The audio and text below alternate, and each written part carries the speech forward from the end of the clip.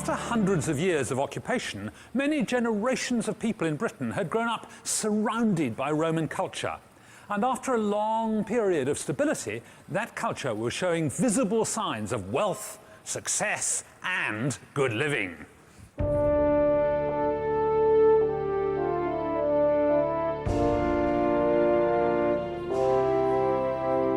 This fabulous mansion, Littlecote House, was built nearly 500 years ago by Sir Edward Darrell.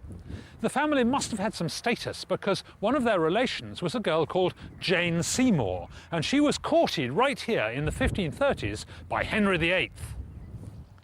Most people think that Tudor mansions like this were the earliest stately homes in Britain. But what even the Darrells didn't realise was that right at the bottom of their garden there had been another luxury villa built 1200 years earlier by a member of the landed gentry in Roman Britain. These flint walls show a layout that was typical of the Roman villas that were springing up all over the country in the 2nd and 3rd centuries. What amazes me is that in some respects this place was more advanced technologically than the Tudor mansion next door. We think it may have looked a bit like this. It's obviously a very substantial house, stone built, 2 floors with 3 in the turrets and probably a tiled roof. Now in the roof there would probably be in the servants' quarters and then up here somewhere bedrooms and so on. 1 floor down you can see these are the main reception rooms with wonderful mosaic floors, really beautiful, in at least 3 of the rooms. And the high-tech bit comes underneath those floors. Have a look at this. Here we have the hypercaust, the central heating system, with a furnace here and perhaps here, and then the hot air and the smoke and the fumes being drawn out all the way through all these gaps under the floors and up the vents into the roof. Every villa would have had its wonderful mosaic floors. Unfortunately, the ones in the main house have long gone, but down at the other end of the building, one of these wonderful floors survives. This fabulous mosaic was once the floor of a room that must have been devoted to ceremonials. I reckon the Romans must have come in here to pay tribute to their gods, the gods of good living. Now the chap in the middle of the circle there is Orpheus, the celebrated poet and musician. And around him there are 4 other deities, including Venus, the goddess of spring and rebirth, and Leda, who represents summer and youth. And look over here, there are in this panel a couple of panthers. Now they were traditionally Bacchus's companions. Bacchus was the god of wine. And you see between them there is a great flagon of wine overflowing, which suggests that these ceremonies they had involved a lot of feasting and probably drinking. I wish I'd been here, actually. Mosaics were the standard floor covering for the wealthy.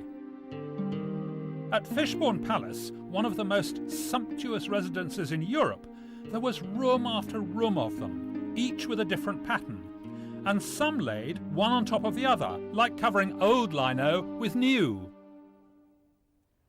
The most important design was usually in the middle of the room. We think this was the dining room. And you see here is Cupid riding on a dolphin carrying a toasting fork.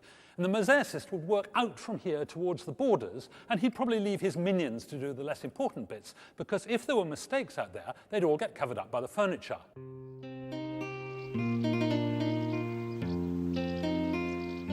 Lavish decoration extended out of the home and into the ornamental gardens too. We think of the concept of having a garden for pleasure as being a very British thing, but we got it from the Romans. The Celts were using the land around their houses to grow crops, but the wealthy Romans wanted what they had at home: herb gardens, fish ponds, fountains, statues. This recreation shows what a Roman garden may have looked like. But the gardens weren't just pretty to look at. The Romans introduced to Britain a whole pantry full of herbs, vegetables and fruit. Look at this, turnips for example, apples and pears amazingly brought to this country by the Romans, celery, carrots, asparagus, and above all, grapes. The Romans loved their wine. They tried to grow grapes practically wherever they went, and there's evidence of vineyards as far north as Lincoln. In a world where safe drinking water was hard to find, Romans drank masses of wine and planted vines in their thousands. Getting from vine to bottle is quite a complicated business. To begin with, you have to extract the juice from the grapes. You do that first by treading them, which gives you cold feet and a sort of mushy pulp. Then you take that mushy pulp and you put it in a press to squeeze out more of the juice. For centuries they used a lever press. This early type of press used a heavy weight at the end of a beam. However, even with the extra weight of a small boy, the press often failed to exert enough pressure. To solve this problem, the Romans came up with a fantastic high-tech solution. And we've set carpenter Henry Russell the challenge of building it. It's a screw press, where a threaded rod passes through a top beam.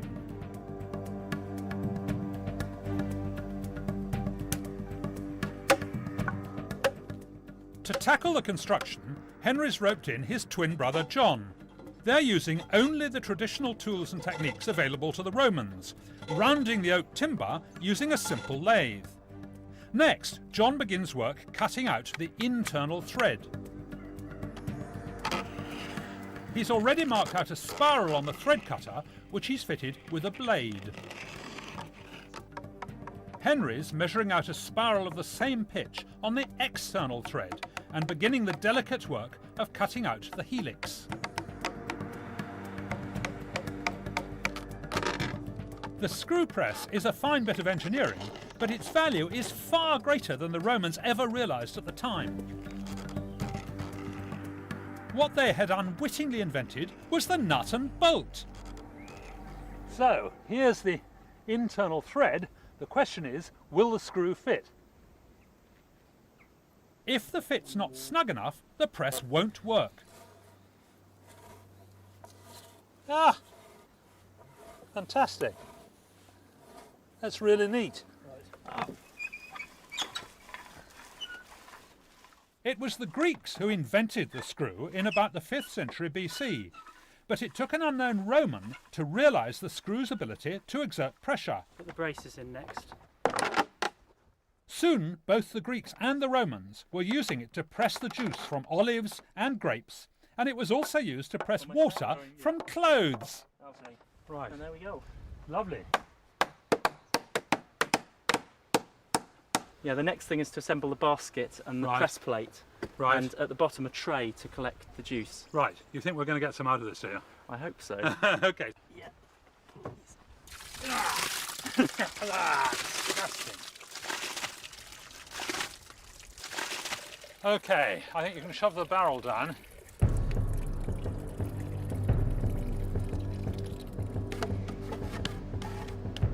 The windlass arms are slotted into position. The press plate is lowered, and the press is ready for the final test.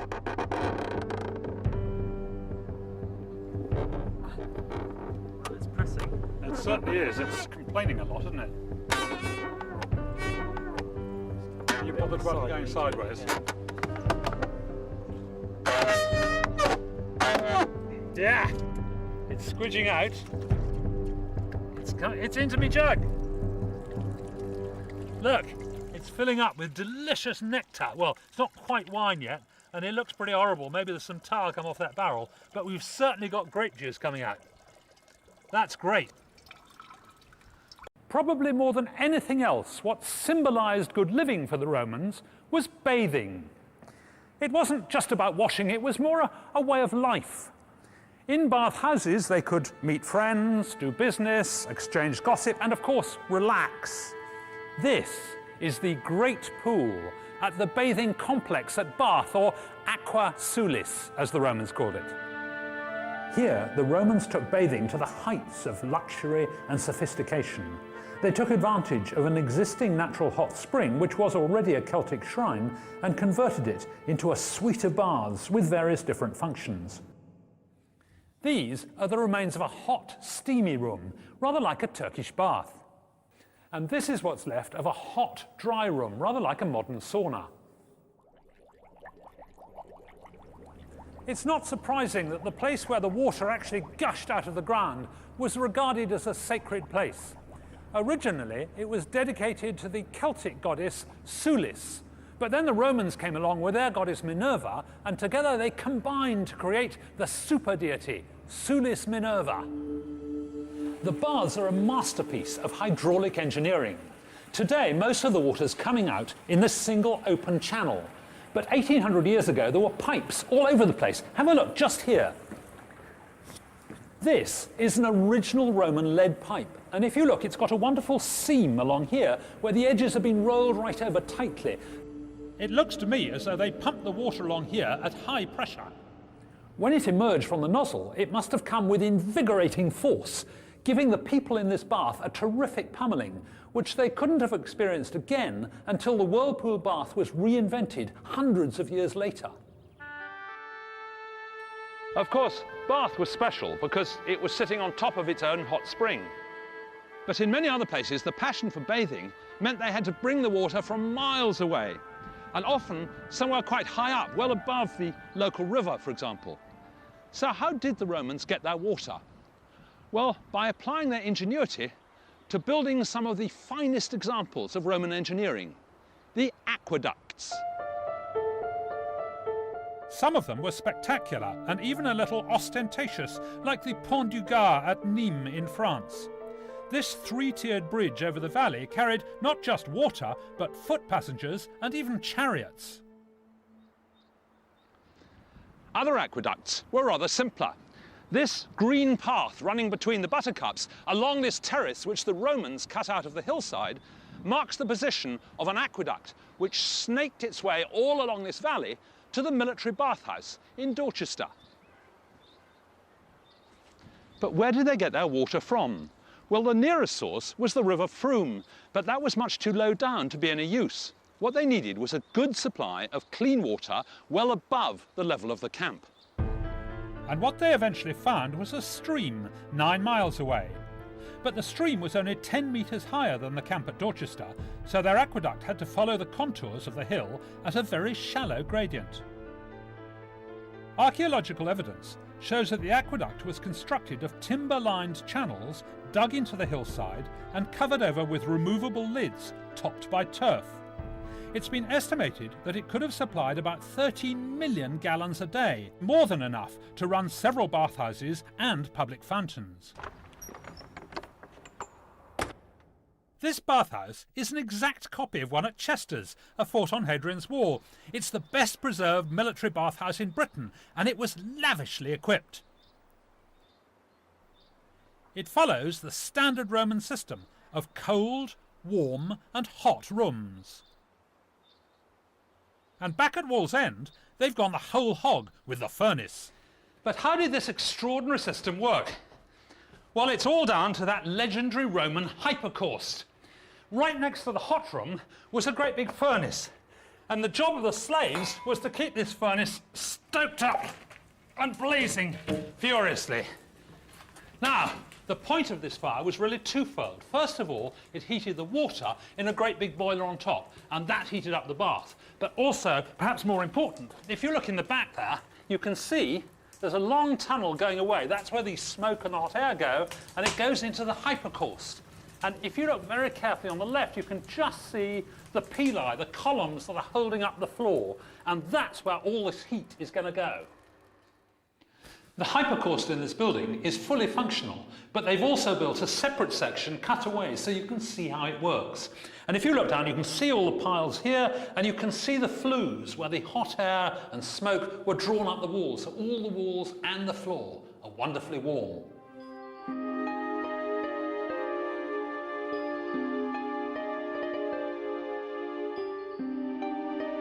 Many of the bathhouses were beautifully decorated with frescoes.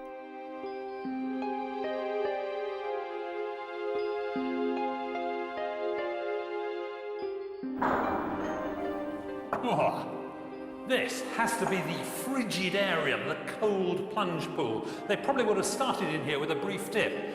Well, I love the fish, but I'm not quite sure about the water. Oh, you wouldn't want to spend too long in there. Heated rooms led off cold ones, some with floors so hot you couldn't walk on them. And from there, there'd be a whole range of steam rooms, Turkish baths and saunas. Of course, one of the things you'd want to do in a bathhouse is get clean. But to get clean, the Romans didn't use soap. Instead, they used olive oil. And what they would do is to pour it on their skin, just like this, just a little bit, and then rub it in so it would mix with all the sweat. They've got a nice sweat up now. And then they would take this thing, which is called a strigo, a metal scraper, and they would scrape it off like this.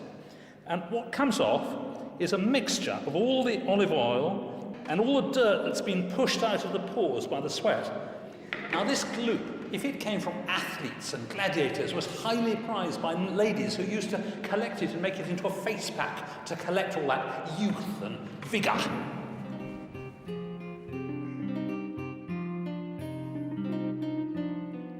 And then there was the Caldarium, the hot room. It's really nice in here. The floor's hot, the walls are warm, and the water, well, it's just like a hot bath. It's lovely. Imagine quite a lot of people in here all having a great time together. You could gamble, you could play board games with your friends. There were snacks like oysters and wine. It was a terrific place for relaxing after all the rigours of camp life. Sometimes we imagine that we invented bathing for pleasure, but the Romans had it all sussed 2,000 years ago. For the wealthy, an afternoon in the bathhouse would be followed by the main meal of the day, and I'm not one to break with tradition. Sally, hello. Hello, What are you hi. doing here? Food historian and chef Sally Granger has agreed to rustle up a Roman banquet for me. Sally's making a stuffing from pepper, coriander, pine kernels and fennel seeds, ground together in a mortarium, a bowl with grit fired into the surface of the clay, which makes short work of grinding spices. Stop now, 'cause I need to get the call. Right. The stuffing goes into kidneys, which are then treated to a rather unusual process. They're wrapped in pig's caul. That's the thin white membrane that holds the animal's guts in place. Oh, thanks. Yes, we've all got it. but Right. This is the pigs. Right. Okay, so what are you going to do with that? Well, this is used to wrap the kidney and stop the stuffing escaping. So basically, you lie it down. All Sally's cooking implements are based on archaeological finds, and some are really ingeniously designed. We need the frying pan. Can you pass it to me? Yep. That's a very bizarre thing. Isn't it wonderful? Very, Oh, I very see. efficient. And yes. it locks up like that. Locks in place. Almost certainly army issue. Ah, now on the Light it fire. On the fire, please. Right. A little bit of olive oil, Right. and then we fry off our kidney. You don't need to get it too hot first. I imagine it'll get hot extremely quickly. Will it? I can feel the heat off this fire. Gas mark 5. 20 minutes. 20 minutes or so, it'll No be cooked problem. through. Right, one whole salmon. I'm now going to stuff it with some bay leaves. And on to the next Be course. conveniently positioned Fish behind me. or meat would have been the main feature of the Roman banquet. They had no potatoes, no rice, no pasta, and they hadn't yet invented the pizza. We wrap. So this salmon is like a second course. It's the main course, yes, yes. Right. The Romans actually had 3 courses, just as we do. In fact, I think they probably invented it. Right, it's 3-course meal. Three So courses. what about the Celts? What did they have? Well, I suppose technically they had one pot cookery. They had a cauldron or they had a spit. And so you had whatever you had and you put it in your pot. And it was bean and grain and meat and vegetable. Sort of Scotch Stew. broth, basically. Pottage. One of the distinctive features of Roman cuisine was the number of different flavours they used. And that just goes straight in, does it? You want This to break pudding the is made from pears cooked in red wine with raisins and eggs. And there's another, more surprising ingredient. What's that? This is the Roman fish sauce. Fish sauce to the pudding? Yes, it's like adding salt. It works very well, don't worry. You're sure? I promise you. How do you know they had fish sauce? There is a recipe text that has survived from the ancient world. A Roman cookbook? Roman cookbook, yes. It's attributed to a man called Apicius, who was a gourmet. And it has food from all manner of different types of food, mainly wealthy, very spicy, 450 recipes. Actually works wonderfully with fish sauce. I know it's strange. Okay, fish custard. I can't wait. No, you'll like it, I promise. An hour later, and dinner is served in true Roman style in the outdoor dining room. Ah, wow, that looks terrific. Now, what do we start with? Start with our stuffed kidneys. Okay. So I'm going to cut you a piece. You tell me what you think. Lovely. Now, I don't have a knife and fork, do I? No, the Romans would eat with their fingers. With the fingers? They did not have forks. Okay, no forks? No forks at all. Right. Teaspoons, yes, but not forks.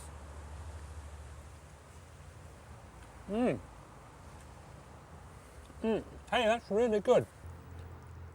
And now for that salmon wrapped in vine leaves. Oh, the There salmon, we great. go. That looks wonderful. I shall just break a little bit off. That's really nice. Succulent, sweet, great. Now, how about the pudding? Ah,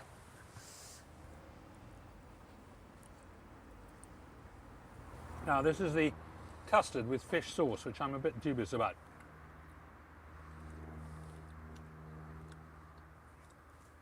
Oh, that's rather good. It's got quite a sharp taste. I would expect a custard thing to be pure sweet, but this is sweet with a sort of sour cutting thing through it. Yes, I like that. I'm not entirely convinced that I'll put fish in my custard in the future, but nevertheless, this is very pleasant. Washed down with a little glass of wine. The delights of dinner parties, hot baths and central heating were lost once the Romans left Britain, and it was to be many centuries before we regained such a life of luxury.